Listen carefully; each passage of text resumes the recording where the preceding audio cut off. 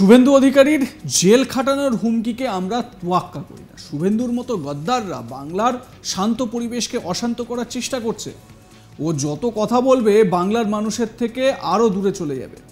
এই ভাষাতেই রাজ্যের বিরোধী দলনেতা শুভেন্দু অধিকারীর বিরুদ্ধে তোপ দাগলেন রাজ্যের কৃষি বিপণন মন্ত্রী বেচারাম মান্না।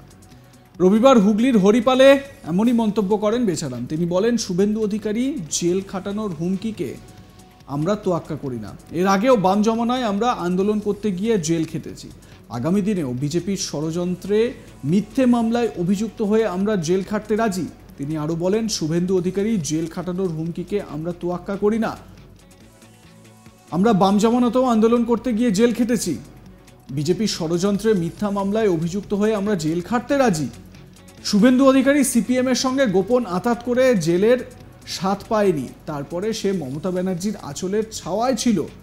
আগে মুখ্যমন্ত্রীকে মা তুল্য বলতো, এখন চোর খালা বলে। আগামী লোকসভা নির্বাচনে বাংলা থেকে বিজেপি ধুয়ে মুছে সাফ হয়ে যাবে এবং শুভেন্দু অধিকারী বিজেপির পার্টি অফিসে যা বইবেন, শুভেন্দুর মতো গদ্দাররা বাংলার শান্ত পরিবেশকে অশান্ত করার চেষ্টা করছে। ও যত কম কথা বলবে মানুষের তত আলো ভালো, আর যত বেশি কথা বলবে মানুষের থেকে দূরে হয়ে যাবে। বেচারাম মান্না রাজ্যের মন্ত্রী, তিনি কি বলেছেন শুভেন্দু প্রসঙ্গে, শোনাবো তার বক্তব্য। ওর কটাক্ষ, ওর হুমকি আমরা তোয়াক্কা করি না। তার কারণ ওর জেল খাটা অভ্যাস নেই। সিপিএমের সাথে তখন আঘাত করেছিল বলে জেল খাটতে হয়নি। আন্দোলনের সময় মমতা বন্দ্যোপাধ্যায়ের আঁচলের তলায় ছিলেন। এখন মমতা বন্দ্যোপাধ্যায়ের নামে কুৎসা অপপ্রচার করছে। যে মমতা বন্দ্যোপাধ্যায়কে মাতৃসম বলতো, সেই মমতা বন্দ্যোপাধ্যায়কে আজকে চোর, খালা, এইসব কথা বলছে। আজকে বাংলার মানুষ যত এইরকম কথা বলবে, বাংলার মানুষ থেকে তত বিচ্ছিন্ন হয়ে যাবে। আর ও আমাদের জেল খাটাবার ভয়ে হুমকি আমাদের কিছু। সিপিএমের আমলও আমরা জানি মিথ্যা মামলায় আমরা জেলে গেছি। আমরা রাজনীতি করি, মানুষের পাশে থাকি। মানুষও বোঝে যে বেচারাম মান্নার মতো নেতৃত্ব কখনো অন্যায় কাজ করতে পারে না।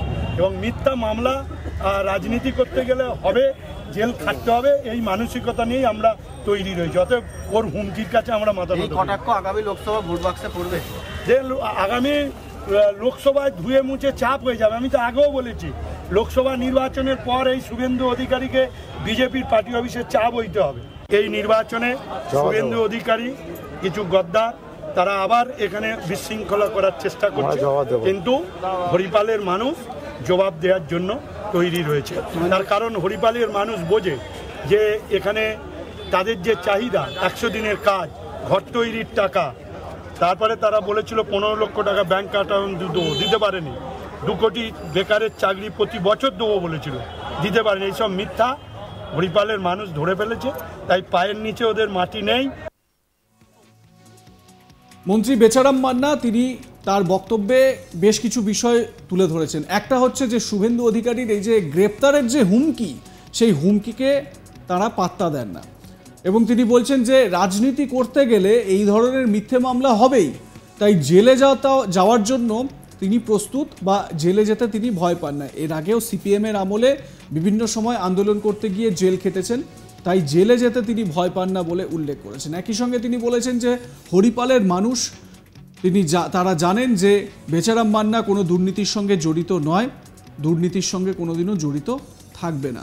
তো সেই কারণে তৃণমূল কংগ্রেসের ভোট সেখান থেকে আসছে, হরিপালের মানুষ তৃণমূলের সঙ্গেই থাকবে। এটা যেরকম একটা দিক, তার পাশাপাশি শুভেন্দু অধিকারীর এক সময় তৃণমূল কংগ্রেসে তার কি অবস্থান ছিল, একই সঙ্গে মমতা বন্দ্যোপাধ্যায়ের উদ্দেশ্যে শুভেন্দু অধিকারীর কি বক্তব্য ছিল, বা শুভেন্দু অধিকারী মমতা বন্দ্যোপাধ্যায়কে কী চোখে দেখতেন, সেই বিষয়টিও কিন্তু সুচতুরভাবে তুলে ধরেছেন এই বেচারাম মান্না। তিনি বলেন, মমতা বন্দ্যোপাধ্যায়কে একসময় মাতৃতুল্য মনে করতেন, মায়ের মতন মনে করতেন শুভেন্দু অধিকারী, আর এখন তাকে খালা বলেন, তাকে চোর বলে ডাকেন।